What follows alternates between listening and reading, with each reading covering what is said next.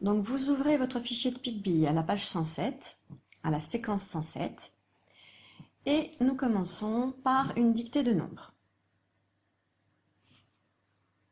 Rond violet, 92. 92. Rond vert, 97.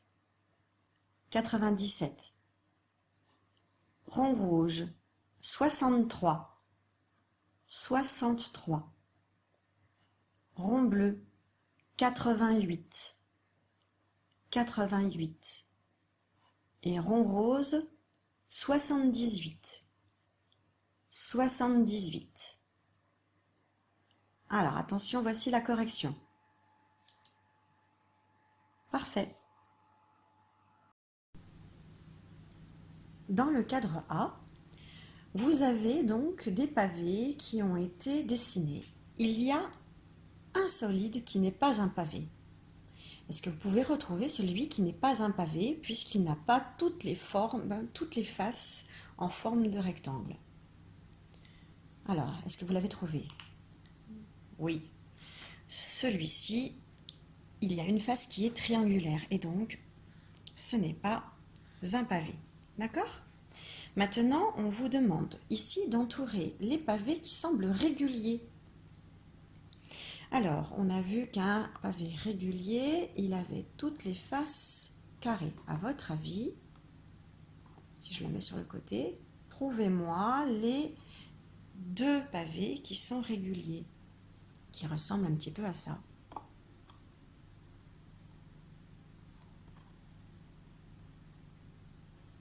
Oui, il y a celui-ci, on l'entoure, et celui-ci, on l'entoure. Ce sont des pavés réguliers. Rappelez-moi comment ça s'appelle ça du coup, un pavé régulier. On a dit que ça s'appelait un cube.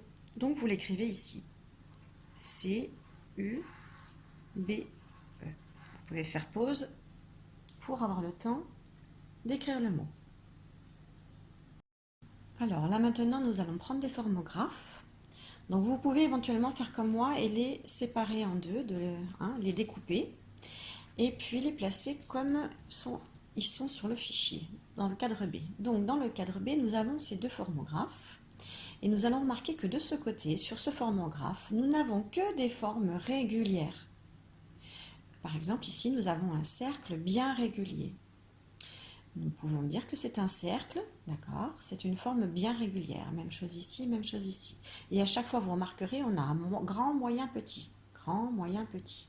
Ici, nous avons des rectangles réguliers. Donc, on les appelle les carrés.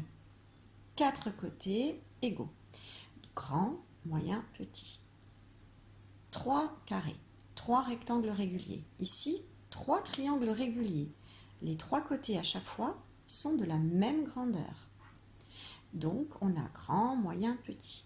Sur ce formographe, nous avons des formes non régulières.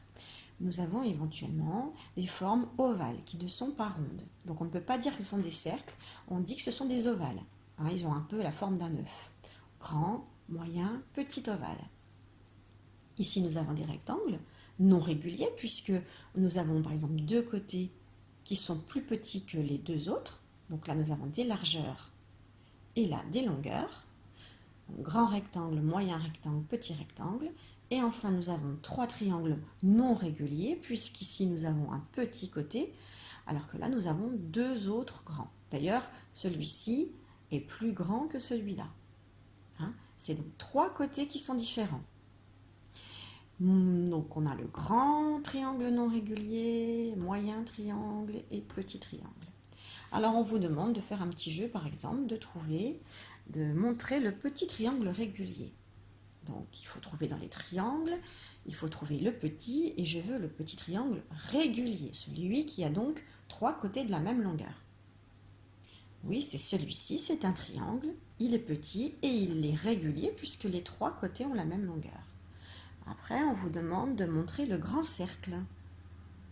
Le grand cercle, c'est celui-ci, voilà, c'est le plus grand des cercles. Moi, je vais vous demander en plus de me montrer l'ovale qui est moyen.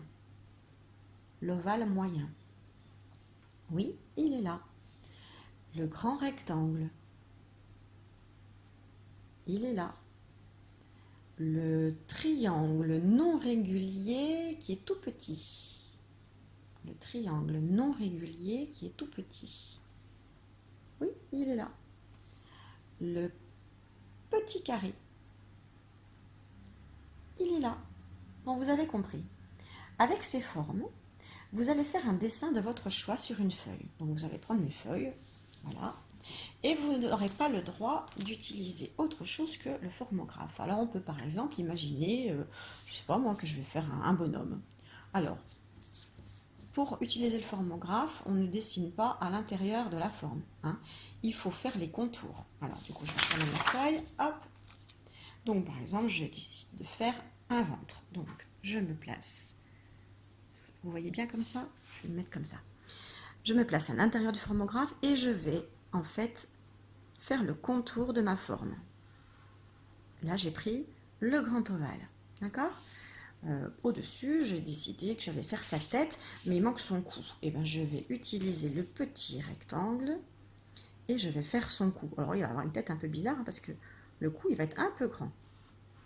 Donc, il faut bien appuyer sur le formographe hein, pour ne pas faire comme moi et passer dessous. Ensuite, je vais lui faire sa tête. Alors, est-ce que je vais prendre le petit, le moyen ou le gros? Non, le gros, ça fait bizarre. Hein. Allez, je vais faire le moyen. Hop, voilà, j'ai dessiné la tête de mon bonhomme. Maintenant, je vais faire les bras. Alors, je vais faire des bras avec, pareil, les rectangles. Ah, ou peut-être les triangles. Un petit triangle régulier, comme ça. Ça va faire un bras pointu. Et si je veux faire le même bras de l'autre côté, ce que je peux faire, c'est que je retourne mon formographe comme une crêpe, comme ça. Choup, de l'autre côté. Et ça sera bien utile, vous allez voir, de le retourner comme une crêpe, des fois quand on en fera les autres séquences. Maintenant, je vais faire ses jambes.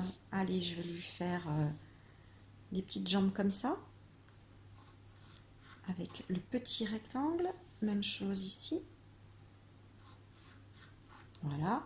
Bon, puis après, on peut dessiner plein de choses. Hein. À côté, je peux dessiner une maison, par exemple. Et puis, je vais faire un toit.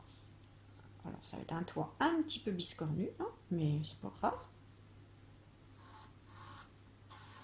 Et puis, à l'intérieur, je peux peut-être faire les fenêtres.